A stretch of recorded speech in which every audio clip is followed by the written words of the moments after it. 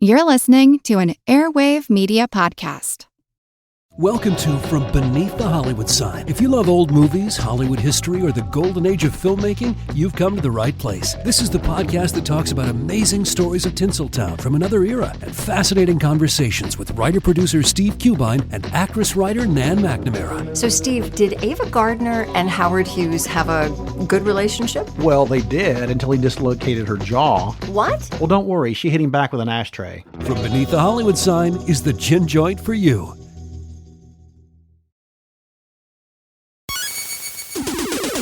Recorded in Chicago, Illinois, with your hosts, Ken, Matt, Neal, and Jeff. This is Triviality. The cream of the crop! Hello and welcome to Triviality, the game where a lack of seriousness meets a little bit of knowledge. My name is Neal, and we are coming to you live from an SUV driving from Boston to Chicago on our way back from Geek Bowl. Shout out to Dan Lundberg. When I told him the idea, he said, well, if you guys can pull it off, I'd like to hear it. And, well, here you go, Dan. It's coming to you right now. Just a quick disclaimer early on in the show. Ken is driving, but he will not participate in the game because we want him to focus 100% on the road. So he has taken himself out of the game in any capacity. So he's driving. So thank you to Ken. He's our Ryan Gosling for the day. Making sure we get from bank heist to bank heist. I'm joined here in the front seat. I'm looking at the back of his head. That is Jeff, one of our co-hosts. How's it going, Jeff? Oh, good. How are you doing, Neal? I'm doing pretty good. And a very, very special guest coming to us from the SS Minnow in the middle of the ocean is Matt Arts. How's it going, Matt? Yeah, it's going good. I was going to say Ken's actually more the Dan Aykroyd, making both of you the Miss Daisy of the podcast. Oh, yes. Well, Ken does have a nice beard and has a low voice like Morgan Freeman. So, Matt, we know you weren't with us at Geek Bowl. You were missed. A lot of people asked about you. But I will say that the most pressing question that we received over and over again is, how tall are you? Yeah, well, and that comes into play while I wasn't there. I was actually at the NBA All-Star Weekend as an alternate for Kevin Hart for Donovan Mitchell to dunk over. He decided I was too tall, so he went with Kevin Hart. Clearly, I'm 7 feet tall. You can't teach that. We've gone over that. We have gone over that. Big Cass understands. He understands. So, what we're going to do today is just like a normal game, but we're going to do it in a car. Just to give you guys a little context, we just left a rest stop, I believe, in Seneca, New York, if that's a place. I think we're near Buffalo. I see some trees, some farmhouses. I think Rich Flegel just flew by on a broomstick. We're going the speed limit. The person next to us kind of flicked us off, but I think that was just a gesture from New York. So thank you. I'm going to wave back. If you guys are ready, we're basically going to do our same game. It's going to be 2 rounds of 10 questions each. Worth 10 points apiece. Then we're going to have a swing round designed by me today, which would be a fun one. And then we're going to do our final round, which is 5 categorized questions where Matt and Jeff will be able to wager any and all of the points that they have accrued. And on today's edition of Road Trip Triviality, we will find out who is the cream of the crop. The cream of the crop, yeah. Oh, yeah, the cream of the crop. And thank you to that clip. That was Scott Barber, who you just heard on our previous episode, our live episode, and we're going to talk to Scott about being the official Macho Man voice of Triviality, and but as long as he's oiled up and he grows the long beard and eats a lot of beef jerky. So, all right. Well, if you guys are ready, I think we should just get started. We're going to do with question 1 here. Kind of excited about this one. Stop right now. The Spice Girls just signed contracts for a reunion tour, and I'm excited. Speaking of the Spice Girls, their fandom surprisingly came from just 2 chart-topping albums where the full group was together. They released a 3rd album called Forever in 2000, but one of the girls was missing. Who was it? 5 points for the Spice, 5 points for her name. Okay, I'm locked in. All right, Matt is locked in. Jeff, how well do you know the Spice Girls? Not that well, apparently. I was kind of excited. I mean, there was a lot of stuff there that I was going to go on. You said stop right now. I was like, oh, perfect, Spice Girls. And then you mentioned the 2 albums, which are Spice and Spice World, which I was hoping I might be able to get a question on that. So you do know quite a bit about the Spice Girls. I mean, I might know a few things. And you are wearing a Union Jack T-shirt on our road trip today, so I guess I should have known. I mean, I'm not going to show you my Mel B tattoo, so. Okay. Yeah, I was blessed to have a sister who's 7 years younger, which puts her right in the Spice Girls wheelhouse. So I watched the Spice World movie several times. Very familiar with this. I unabashedly watched that movie despite not having a sister who was interested in the Spice Girls. So. I had a cousin, Stephanie, who would always watch the movie with me, but I would prefer to watch the movie and ask her to watch it instead of being asked. So great movie. We're all in agreement here. Everyone loves the Spice Girls. I believe I'm locked in. All right, so Jeff and Matt are locked in. Matt was pretty quick on the draw there, so let's start with Matt. Yeah, I believe it's Ginger Jerry Holloway. Okay. Let's go to Jeff. I too said Ginger, but I said Jerry Hallowell. All right. Well, one of you is getting full points, and one of you is getting half points. Jeff had the last name correct. It was Hallowell, not Holloway. So Jeff will be getting 10 points, and Matt will be getting 5. I was in the ballpark. I'm not too mad about that. All right. So we're going to go to question 2 here. Oh, look at that. We just passed the Alamo in San Antonio. That was really cool. I thought we were going to stop over, guys. All right, number 2. If I put on a red Yankees hat and was rocking out to Chocolate Starfish and the hot dog flavored water, what band would be on my speakers? Do you also have a wallet chain? I do have a wallet chain. Okay, so the thing that really disappoints me is I felt there was a wallet chain joke coming, and I could not for the life of you tell you what band this is. Well, you have to imagine, I'm running on 4 hours sleep every night for this whole week. I've got nothing. I'm going to tap out. Okay, so Jeff is tapping on this question. Let's go to Matt. Yeah, in hopes that you guys keep rolling on your way Limp back. Bizkit. It's Limp Bizkit. It is Limp Bizkit, so that's 10 points to Matt there. Famously did the Undertaker's theme when he was the American Badass. Ooh. Maybe that was Kid Rock.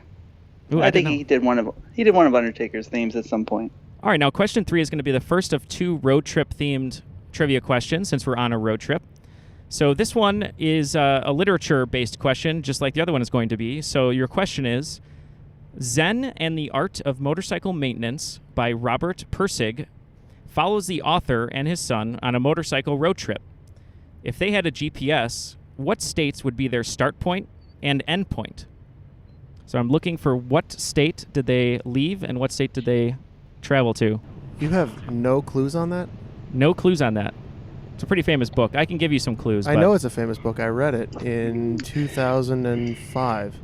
I don't know anything about it, but I have a guess in. Okay. I feel like they're in California, but I can't tell if they leave there or they end up there. They might road trip up the West Coast. I'm trying to remember. All right, I'm going to lock in with an answer. All right, so let's start with Matt. Yeah, my guess is that it's following the famous road trip Route 66, and I went from Illinois to California. And Jeff. My impression when I read the book, and mind you, like I said, it's been a long time. I did really enjoy it, but I was more interested in the philosophical themes than I was the geographic ones. I feel like they maybe went up the West Coast, so I'll say California to Washington. Well, you both got California right, but the road trip actually started in Minnesota. Minnesota. I was close then. You were close. It was Minnesota to California. One of the things that we wanted to do with this game that was undisclosed before, but we'll just tell it now. There's a bet between Matt and Jeff of how long Jeff can go on this road trip without stopping to go to the bathroom. So Jeff is already on 7 hours. He's like a Zen master. Ken, on the other hand, is on 12 hours, so I don't think anyone's going to reach him today. All right, question 4. This question, although not an official listener-submitted question, comes from my girlfriend Colleen, who crushed the How I Met Your Mother quiz the other day that we went to. So she wanted to give me a How I Met Your Mother road trip question. On How I Met Your Mother, Marshall and Ted take a road trip from New York to Gazzola's Pizza, their favorite pizza place, which is in what city? I was hoping this was going to be a Proclaimers question. Just going to look at Ken here, just see if he gives me a nod if the roads are smooth or not smooth. All right, he says they're smooth, so congrats, New York State. Well done. Well done. All right, and I am locked in. I'll take a guess. Okay, so Jeff, where's your mind at on this one? Well, I know Marshall is from Minnesota famously, as he's a huge Vikings fan. I just guessed Minneapolis. Okay, Minneapolis. And Matt? Yeah, I know. I think Ted is from Cleveland because they always made jokes about him being a Browns fan and how terrible that was. So I was initially thinking Cincinnati, but then I think it comes down to it's in Chicago. So I said Chicago.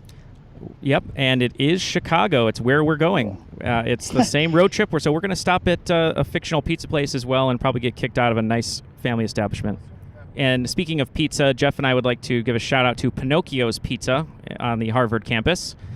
Ken, Jeff, and I all had a slice of pizza there and learned that that's where Mark Zuckerberg worked on Facebook. So we figured if we eat some of this pizza, it'll rub off on us, and we'll create a multi-billion-dollar podcast empire, apparently. So shout-out to Pinocchio's and to the guy puking outside. All right. Now, it's going to be our first question 5 here from our listener, David Wilkinson. And David sent in a movie question. He didn't know it was coming to me, but I thought it was a great question, only because Ken is going to get a nice reference in here that I don't think the other guys are going to understand, but I will explain that later. So question number 5. In what classic 80s movie is the main character given the incredible downhill skiing advice, go that way, really fast. If something gets in your way, turn?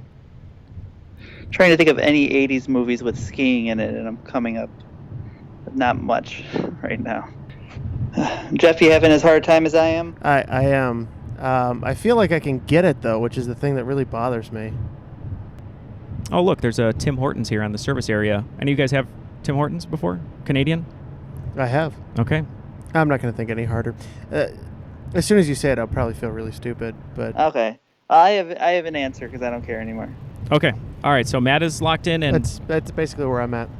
Okay. All right. So it looks like both of you guys are probably going to be giving guesses. So Jeff, what is your guess? So I don't think it's in the 80s. I don't think it's very funny, but I said Vertical Limit. Vertical Limit. Okay. Nice reference. And Matt?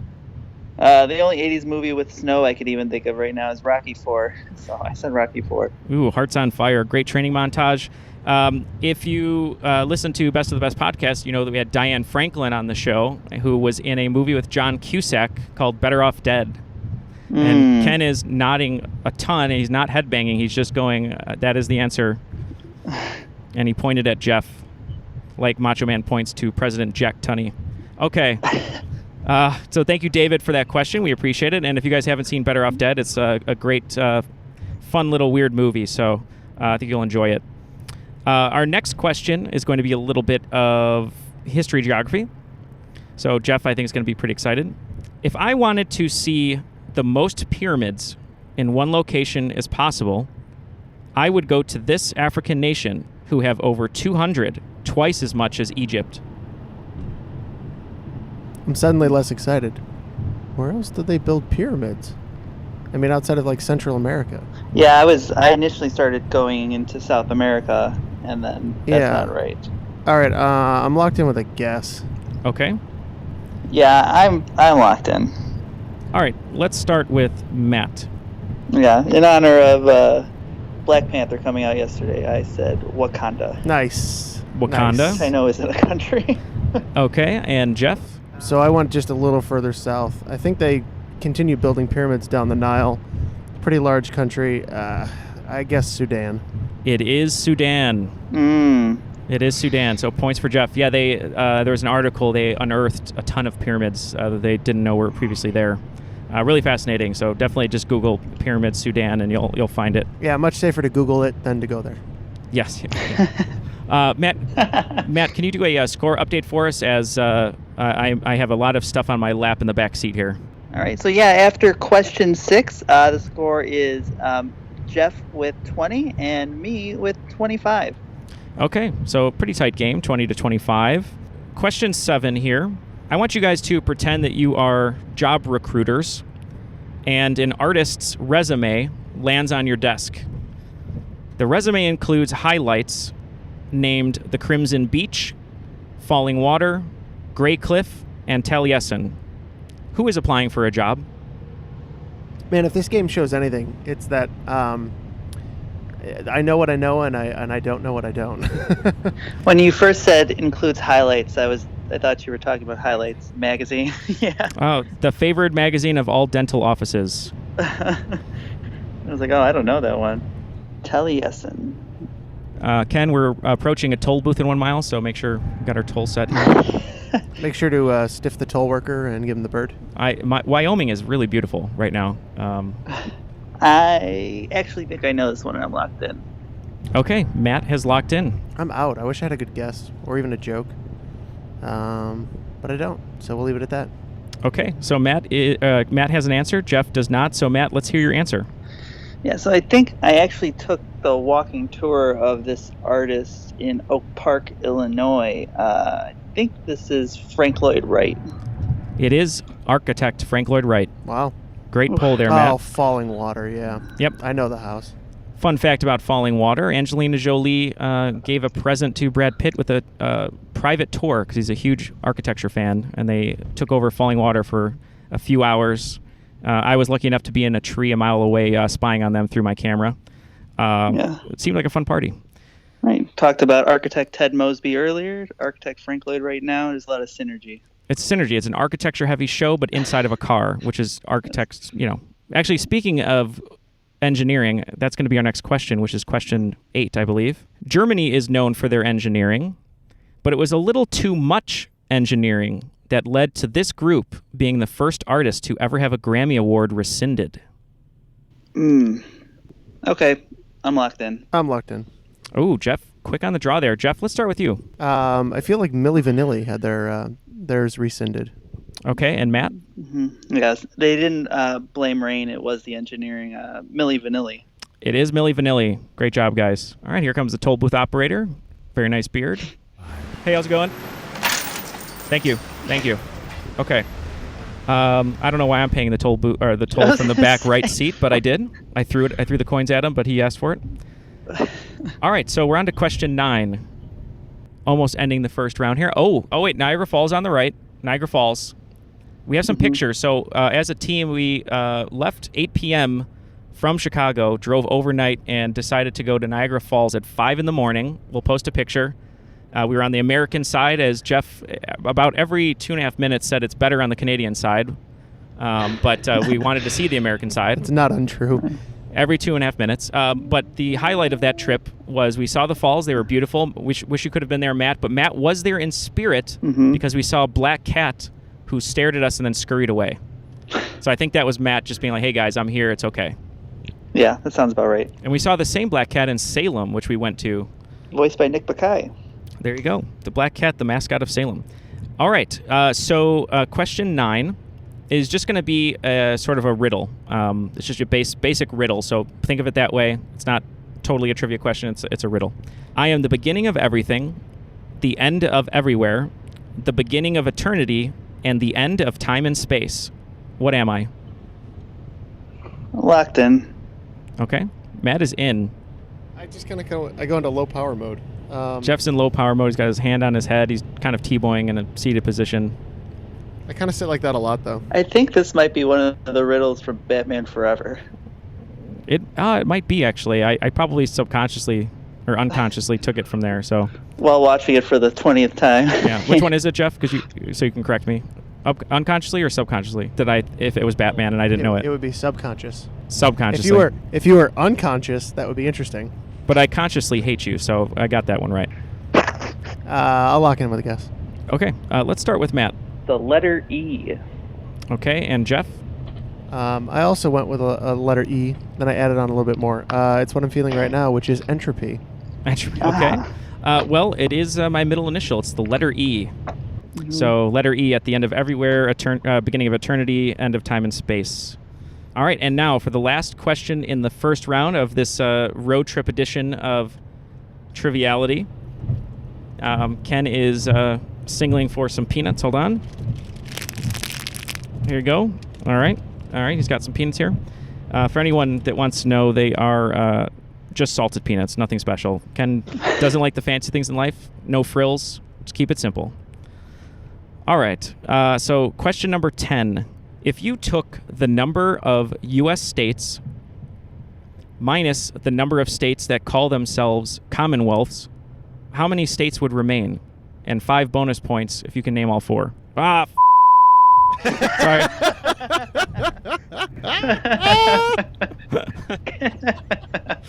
Oh man. Well, hey, Matt, do you think you can subtract 4 from 50?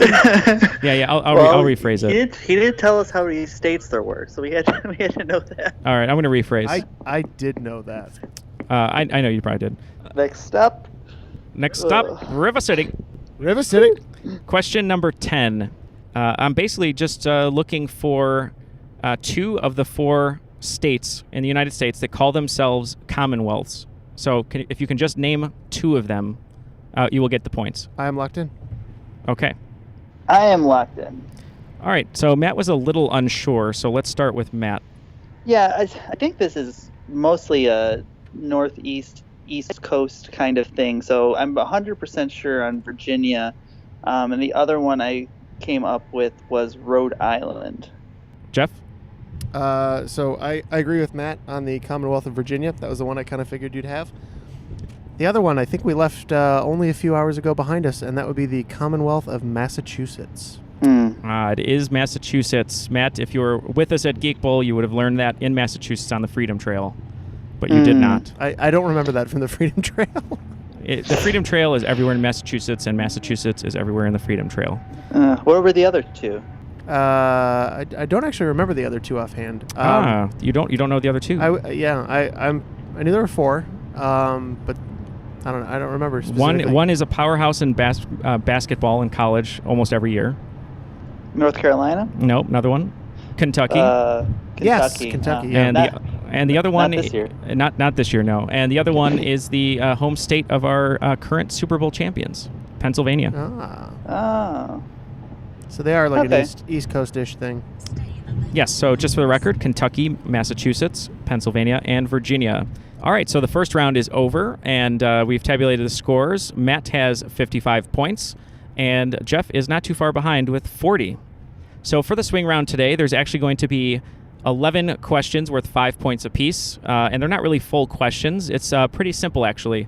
We're all shown different types of advertising all throughout the day, whether it's on a piece of paper, on a sign, on a vehicle, anything like that. So what I'm going to ask you is actually animal-themed. I have a list of 11 companies, and I just want to know what animal or creature is on their logo. Does everyone understand? Okay. All right, so number 1 is going to be MSN. Number 2, Lacoste. Number 3, Swarovski. Number 4, Red Bull. Number 5, Bacardi. Number 6, Saab. Number 7, Peugeot. These are interesting. Peugeot. Puegot. That's correct. Number 8, World Wildlife Fund. I was waiting for that one. I think I know all of these. Number 9, Greg Norman Apparel. Okay, I'm out. Oh. I know that one. Number 10, Abercrombie & Fitch. And number 11 is Echo Unlimited. I'm just going to go through one more time, and I'm going to be pretty specific here to help you guys out. Also, one thing on what answers I'm going to accept. Some of these may have one or more of a creature on the logo, and you have to be specific. So not just name the animal, okay? Number 1, tech company MSN. Number 2, clothing company Lacoste. Number 3, jewelry company Swarovski.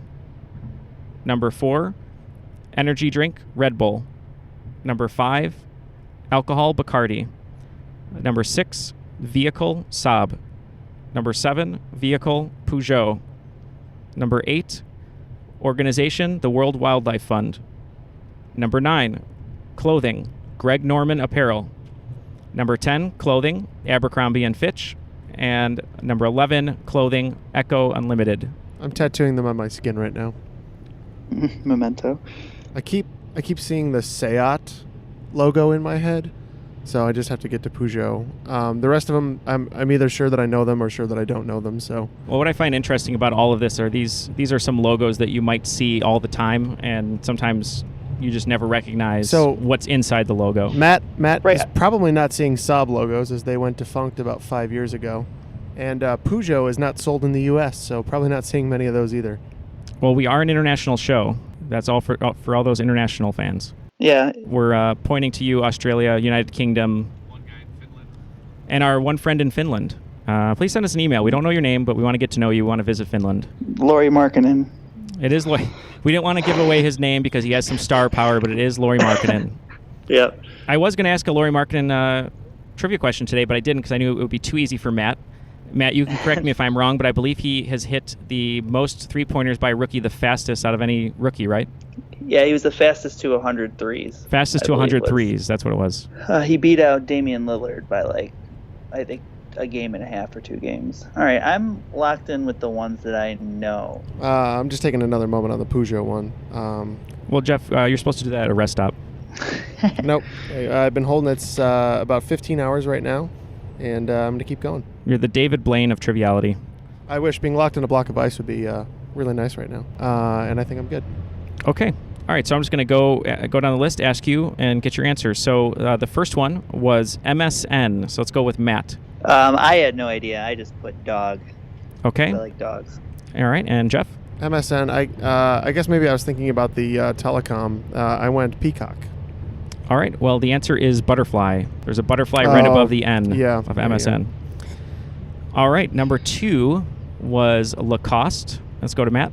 Well, this is one where you said you had to be specific, so I wasn't sure if I was going to see you later or in a while, but I went with later and put alligator. Yeah, this is one that I could have gone either way, but for the sake of consonants, I went crocodile. And it is the Lacoste crocodile. It could have gone either way. I was in the same boat. That's a rough one to lose. All right, number 3, Swarovski. Matt. I don't even know what that is. I put a bear, but then when you said it was jewelry, I know that's probably not right, but I have bear. Okay, and Jeff. I feel like that one is a swan, but I don't know for sure. Quit looking at me, swan. It is a swan. That was a Billy Madison impression that doesn't really fit what's going on here, but and wasn't very good, but you know. It wasn't. Yeah, and Matt, Swarovski are those crystal stores that you see in all the malls. Oh. And we're actually parked right now because Ken's running in to get a nice trinket for someone. So he has he's missing a couple little bedazzlings for his phone. So one moment, there's actually a station wagon here next to us, and it's on fire, pointing with Wally World signs. So that looks like they're going to Wally World. So good for them. I didn't see any. I saw them when you and Mom were trying to fold the map. Audrey, when they close the road, they put up big signs like this one. Ah!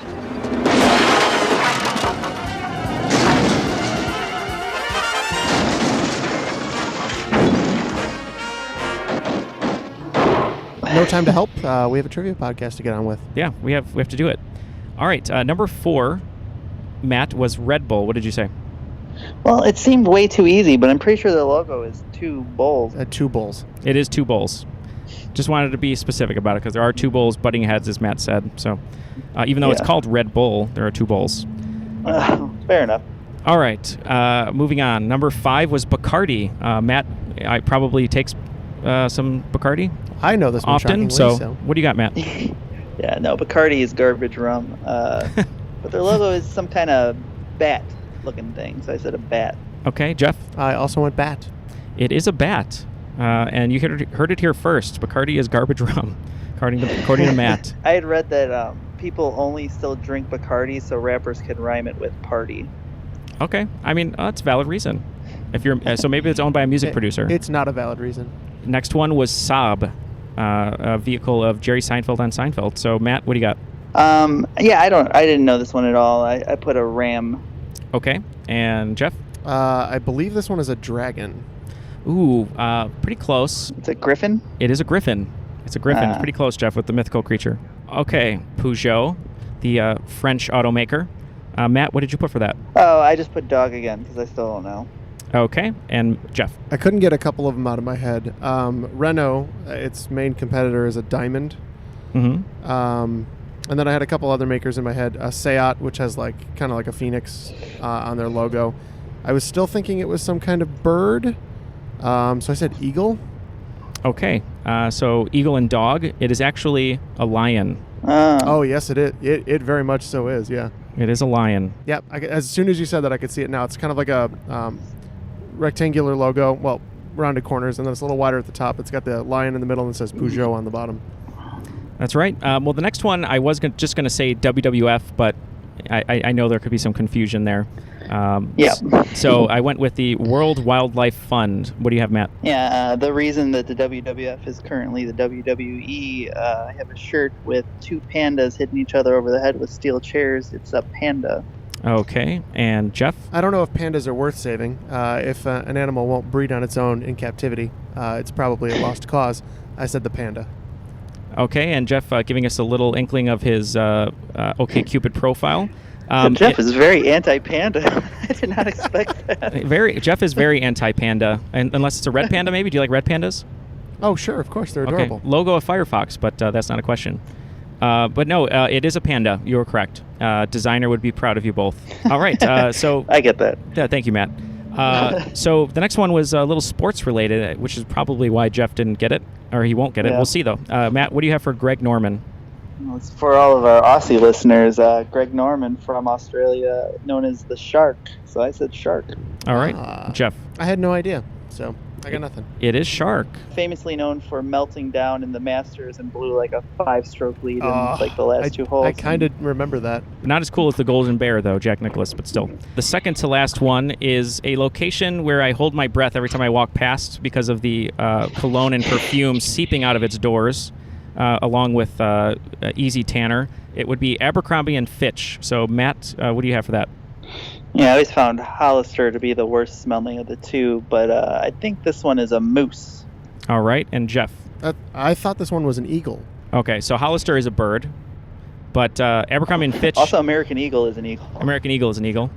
But Abercrombie and Fitch is a moose. And a few years back, people didn't like the moose logo in the United States, so they kind of moved away with it, but overseas it's still a moose on the logo. Yeah, they're mostly known for just having plain shirts that just say like Abercrombie and Fitch. They don't really have the logo as much as some of the other companies, so yeah, so it'd be tougher to know that one if you haven't seen it a lot.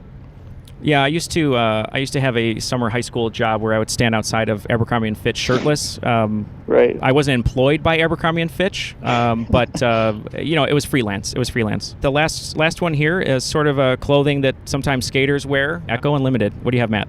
Something you used to purchase at your local Gadzooks. I believe it's a rhino. Okay, and Jeff? That makes sense upon hearing it, but I couldn't get gecko out of my head, so I went gecko. It is a rhino. So after the swing round, Matt has 90 and Jeff has 65. We still have 10 questions here in the final for Jeff to come back. Oh, this is probably the best game I've ever played. So I'm going to do all of my games from my bed from now on, just so you guys know. So in order for you to have your best game, we have to do the game while driving, and you have to be in bed. You have to be in bed. Yeah, that's how this works. Maybe we'll just Skype you in for all our trivia nights. And you'll just have like an iPad. We'll have Jeff's iPad with your face, and you're in bed. The fact that we're Skyping Matt in on a small recorder and recording a podcast while driving cross country is pretty cool. So thanks a lot to our Patreon subscribers who are able to get us this new Zoom recorder so we can record on the road. Oh, yes. I'm glad you said that. So, yes, Patreon subscribers, which you guys can join at patreon.com/trivialitypodcast. This new recorder is all thanks to you. So we're going to be posting a picture of the recorder and also a picture of our live game that we did last week on our Patreon. So if you haven't seen it, make sure you check it out. So thank you once again to all of you guys. And if you guys want to check it out, go to the website. All right, round 2 is going to start with this question. He might have been born in Oklahoma, but this television and film actor, whose real first name is Carlos, was just made an honorary Texan in 2017 for his contributions to the state in a fictional law enforcement capacity. Oh, I'm in. That's Carlos Danger, right? Yes. Callback. All right, Jeff is in. Wait, Slugbug. It's my shoulder, Neil. Locked in. Okay, Matt is locked in. So let's start with Matt. So I'm thinking this is possibly a Texas Ranger, so I'm going with Chuck Norris. All right, and Jeff? When I think of television actors who portrayed police officers of note in Texas, there is only one, Chuck Norris. It is Chuck Norris. Are we running low on gas here? Yeah, we'll probably have to walk to, all right. To get some fuel. So. You'll probably find our corpses on the side of the road. I pulled up my jeans so you can see a little bit of my calf. So if that helps and you want to stop, please stop. let that be a beacon towards you guys. Little beacon. And here's a little mid-game trivia. That shot was used in what film that won the Big Five? The Big Five Oscars. Close Encounters of the Third Kind. No, I'm talking about the leg. The leg being used to stop a car. Clark Gable. I'm of course kidding, because Close Encounters, though it's great, was never going to win the Big Five. Oh, okay. All right. A little salty back here, and it's not just the peanuts. No, it happened one night. Frank Capra film. Okay. Oh. All right. The audience erupts. Okay. The next question 2. British engineer. One moment, please. It's a little rocky road here. But just so you guys know, if you want to have some fun, you can go to the... I can't read it. That was a car dealership. Sorry. But a lot of fun there. They're having a sale on Kia Souls, though. All right. So question 2. British engineer Sir Barnes Wallis invented this weapon designed to avoid underwater defenses, such as torpedo nets, and the ability to detonate at a predetermined time. Well, I apparently misread or misheard the question and didn't hear weapon. I was thinking it was a periscope, so I said periscope. Okay. And Jeff? Mines? It's actually the bouncing bomb. It would be dropped from a plane, and it would skip across the water and not get caught by submarine forces. Oh, my God. Yeah, that sounds vaguely familiar. Hold on. Thank you, Siri. Jeff's Siri is, I believe, Australian, right, Jeff? Yeah, it's Australian. Anytime we can feel like we're down under in nice weather. So we're just looking for a gas station here. We see some wind turbines. I don't know, there's not a lot of gas stations here. But there's a guy selling mangoes on the side of the road. Yeah, they were making fun of me for my Australian Siri the other day. I enjoyed the Australian Siri. I have Australian Siri on mine as well. And what's funny about it is every time she tells me, an answer, she goes, "Go Pies." So that's made up. All right, question. It's about as made up as the time I tried to send an email to Yvonne Strahovski just so I could have her voice recorded instead of Siri's, but... Well, a restraining order does not count as an autograph, Jeff. All right, so the next question 3. Conan O'Brien's sidekick shares his last name with a man who developed a scale to measure what? Oh, I got it. All right. You're looking for the thing that it measures, right? The thing that it measures, correct. Oh, yeah. It took me forever to come up with him, despite the fact that I watched him in 5 separate roles on Arrested Development in Season 3. Well, let's start with Jeff. What do you got? I believe that would be Andy Richter, and the Richter scale measures seismic activity. All right. And Matt? I said earthquakes. So. And yes, seismic activity and earthquakes, it is the Richter scale, so you're both correct. You're getting points. Turn right. Seneca Board. Turn right. All right. Oh, geez, Siri. Sorry, Siri. We're stopping at the Seneca Hawk, which is a very angry-sounding gas station. But they do have a propane exchange, so that's nice. Propane and propane accessories. There's a nice man filling up his Subaru here. He kind of looks like Michael McDonald. Oh, is it self-service in New York? We had that problem. So we were just at full service, yeah. In New Jersey, you're not allowed to pump your own gas. Did you see that they're going to change that in Oregon, and all the Oregonians were losing their shit? Oh, so funny. My favorite, though, it was like a guy he was on Twitter, and he's like, I'm a 65-year-old man.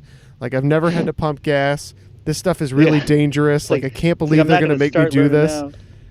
It's like, and I saw one of the comments was like, I'm from Pennsylvania, and we pump our own gas. I would be happy to come there and teach you how to do it for like $65 an hour or something like that. Yeah. There was one that was like, I don't want to smell like gas all day. And that was my favorite. How do you think you pump gas? Yeah, you're always getting it on yourself. Yeah, you're always getting drenched in your own gas. It was literally like, we need professionals to do this, and I could not take it. And they're like, it's taking away a job from somebody. Well, fair enough. I mean that's not untrue. So did self checkouts, but they're way better. So, I mean, if I don't have to talk to people. Question 4: what NFL division is the only one where all 4 teams have won a Super Bowl? All right, I am locked in.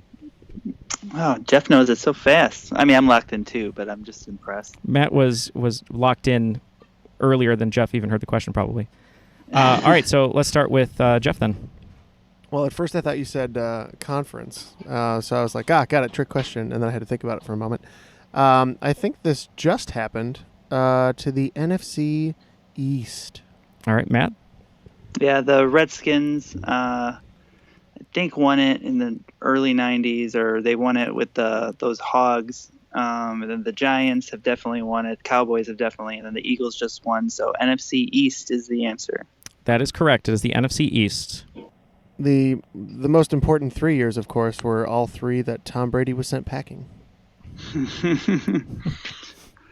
All right, so moving on to question 5. It's another listener-submitted question. This one comes from Matt Hiller, so thank you, Matt. The genus Aptenodytes, from the ancient Greek meaning without feather or wing, and diver, refers to what animal? Or it could be Aptenodytes, perhaps.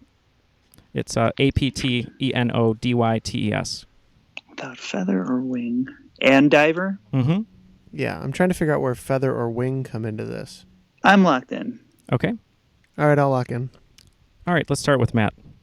All right, so at first I was kind of thinking maybe like ostrich. They don't really fly, and they stick their heads in the sand. But then I went in a completely different direction. I thought maybe they saw these animals diving into the water a bunch, and I went with otter. All right, otter. And Jeff? Ooh, that's really good. Yeah, I couldn't come up with something that was like, obviously not a bird, but something that dives a lot. I was thinking a lot of birds that do dive, penguins and heron and all the other stuff. I think the ostrich thing where they stick their head in the sand is actually a myth, but I'm not sure. But I just went with a rather large mammal. I went dolphin. All right, well, you both won't be getting points, unfortunately, but you both, actually one of you did say the answer when you were thinking about it. It was penguin. Ooh. Oh, penguin. I had penguin in my head too, but they have wings. And they have feathers. They have wings and feathers. Right. Well, it's the ancient Greeks, so they weren't. They didn't go to Harvard where we just came from. So. I mean, I didn't go to Harvard, and I knew that they have feathers and wings. But at least that's where the root word comes from. So.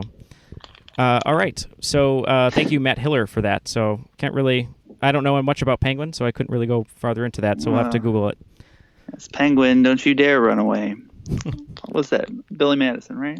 Billy Madison. That's 2 Billy Madison references in one show. I like it. Too many. Too many. Ooh. Not tortilla chips. What did Ken get? Oh, got some popcorn. All right.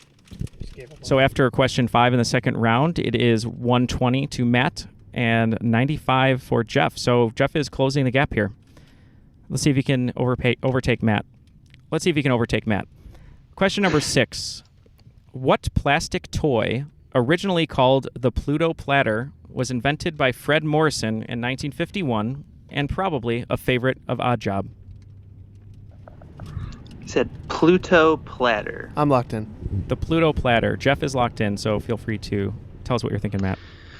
All right. Well, what I know about Oddjob is that he is from James Bond, which Neal has an affinity for. So I'm not surprised there's an Oddjob clue in there. He's short, and that's why he was banned from GoldenEye when we used to play. Ken is nodding in agreement as he's stuffing popcorn in his face. Yeah, he was a cheap character because you couldn't auto aim on him. You had to aim down, which doesn't help me at all. Pluto Platter does nothing for me. At the time, it was a planet, so good on that. I guess I'm going to say Jax. Jax. Okay. All right. And Jeff, what do you have? So what do I know about Oddjob? He likes to throw his bowler hat, so I said Frisbee. It is a Frisbee. I was thinking bowler hat, and he threw it, but I couldn't come up with a toy. Yep. Yeah, it took me forever to come up with a toy, and then I was like Pluto, and I was like... You were like, what? There's a big gap there, Jeff. Ken... off. Yeah, bad naming, whoever came up with that 1951's ad executive. John Hamm. John Hamm. Yep. Let's just blame John Hamm. John Hamm is the reason Frisbees suck. All right. Question number 7 is going to be our second road trip question. That is a literature-based road trip question, but it's a little bit of geography. In the book Roughing It by Mark Twain, He travels west by stagecoach from St. Louis to California, and then to a collection of islands now known as what? I'll lock in with a guess. All right. So how many? Yeah, I'm locked in. All right, Matt. Matt is locked in. I don't know. All right, Matt. What's your answer? Some islands off California. I just said Alcatraz. Okay. And Jeff? I figured he was stabbing further westward, and I went Hawaii. Jeff is correct. So he was going to the Sandwich Islands, which we now call Hawaii. Oh, that seemed too easy, and that's why I didn't say it. And in the novel, he also visits the Mormons in Salt Lake City and gold prospectors in Nevada. Secretly, I was hoping it was Catalina Island, home of the famous Catalina wine mixer. So Jeff, with that correct answer, has just narrowed the gap to 5 points. It is 120 to 115, before almost to the end of this round. Here is the next question. Before he was doing rap battles and music numbers on crosswalks, this Brit won a Tony for his performance in One Man, Two Governors. I'm locked in. Something to do with Hamilton, but I don't know. And I can't think of any Brits. So I'm just going to say Hugh Laurie. Okay, Hugh Laurie, and let's go to Jeff. The only Brit I can think of that does rap battles, and I may be way off base here, is James Corden. Well, you may have seen him on episode of Doctor Who, on a great sitcom in Britain as well. It is the host of the Late Late Show, James Corden. Oh, wow.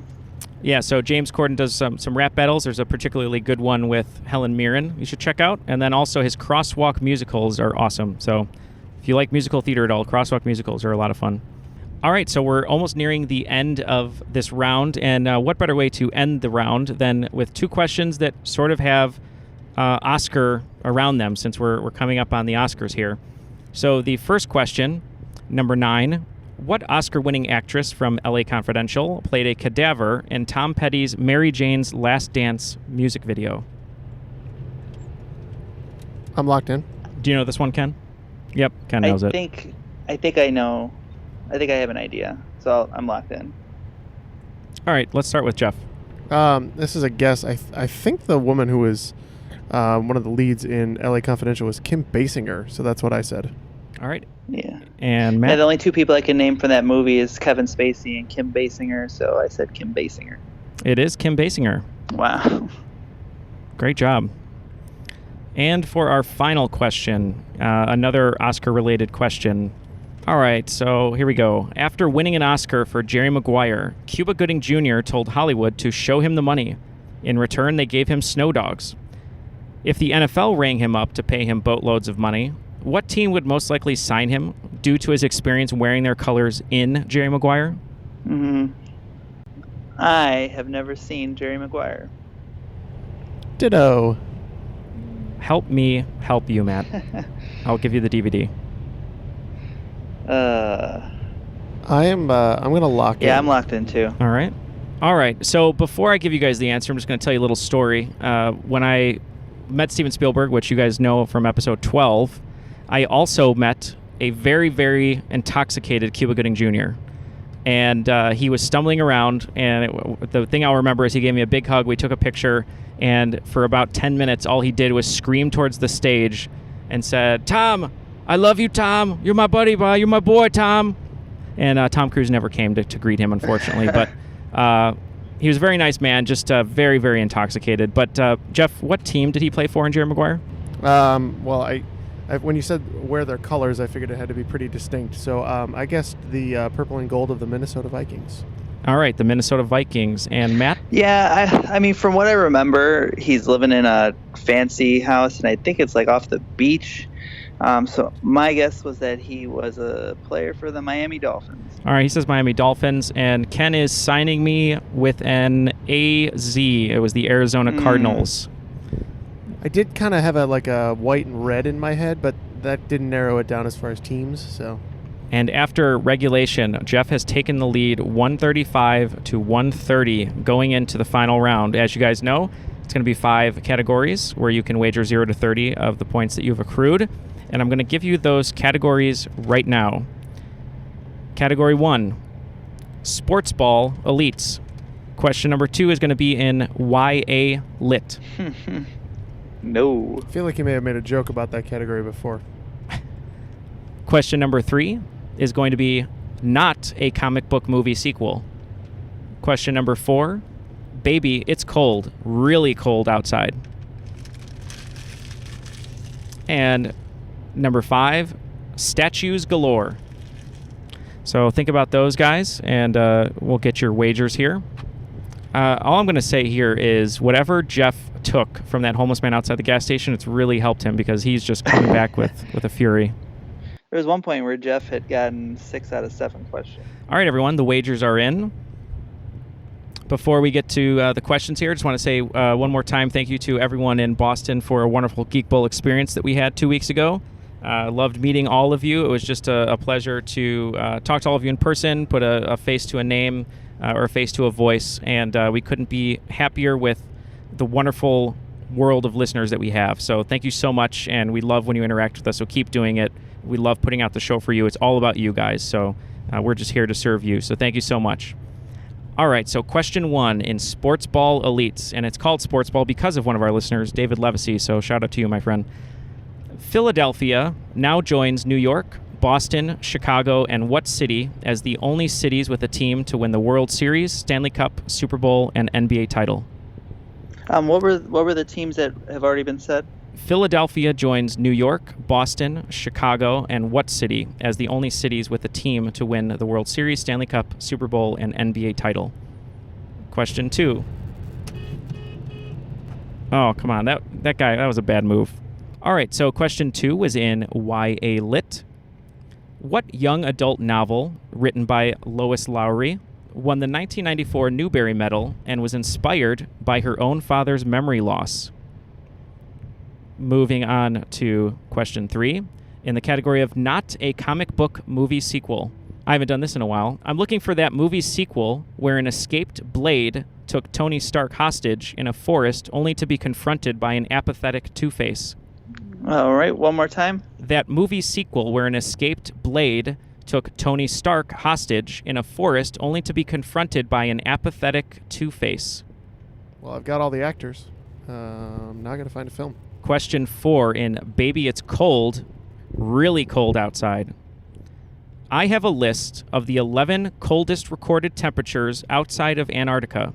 Number 1 is the earliest recorded in 1933, and number 11 is the most recent in 1999. 2 countries appear on this list twice. I want you to name them. All right, and the final question in the category of statues galore. Certain iconic statues symbolize the cities they reside in.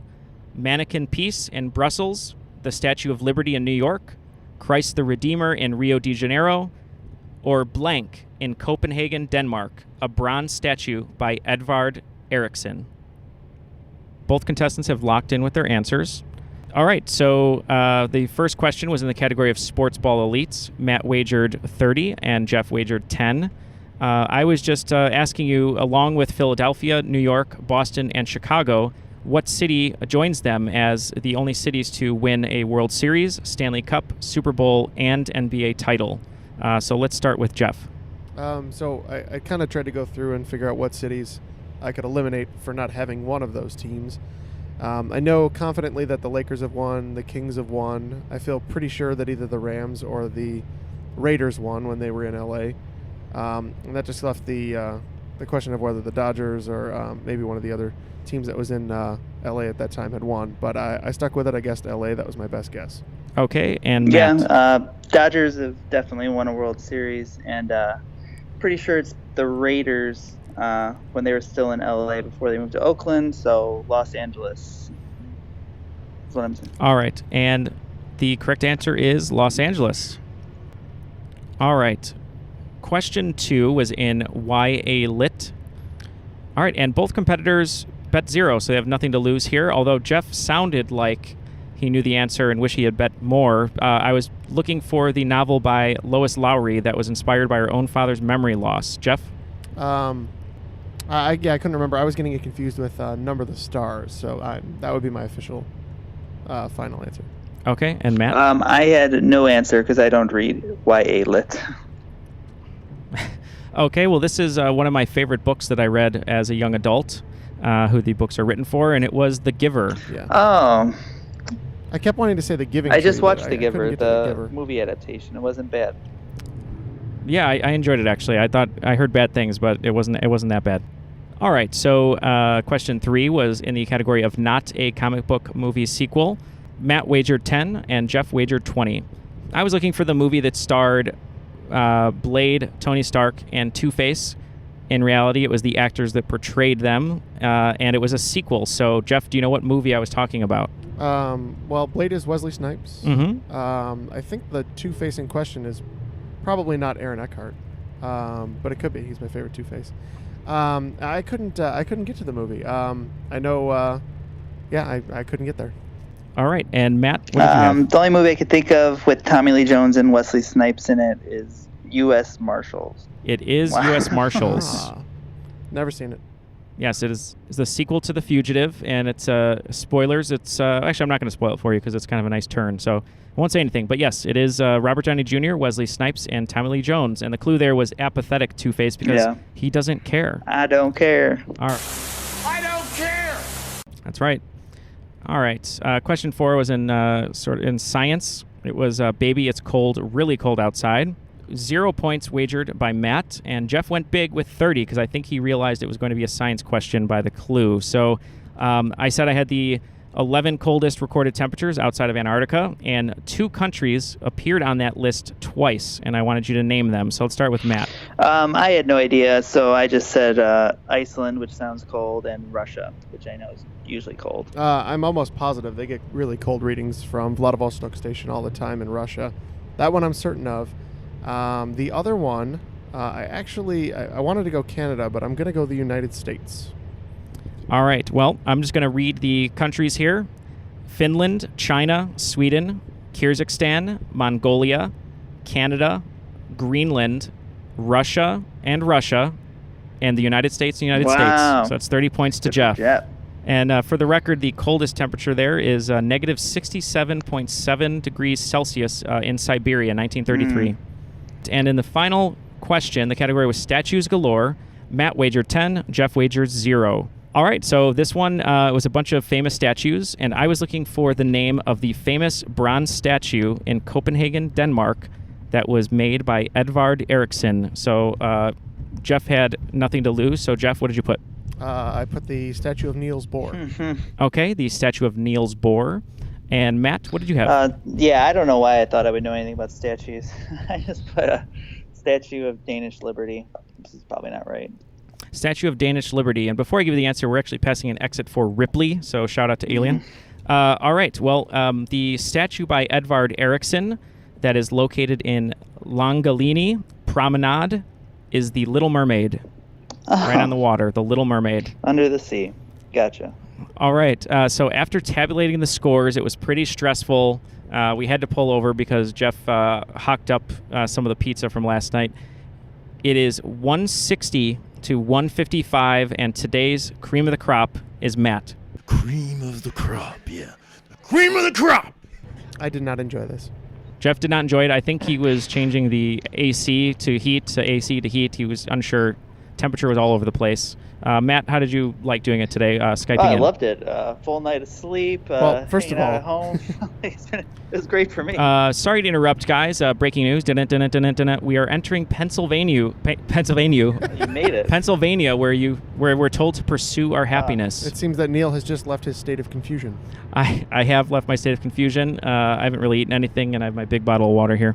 Well, great job, guys, on the game there. Just wanted to say a very heartfelt thank you to our other co-host, Ken, who's been driving this whole time. We didn't want him to interact with us on a vocal way just to make sure that we were safe when we were driving and following the rules of the road. But thank you to Matt for joining us. Thank you once again, as Matt said, to our Patreon subscribers for this awesome recorder that is mobile enough to let us do it in a car. So it's pretty awesome how technology works. And you guys know where to find us, at Triviality Pod on Facebook and Twitter. And on behalf of Ken, Matt, and Jeff, my name is Neal, and that was Triviality. was in Niagara Falls. Niagara Falls! Slowly I turned, and step by step, inch by inch, I walked up to him and I smashed him. I hit him. I bumped him. I hit him. I turned the faces and I knocked him down.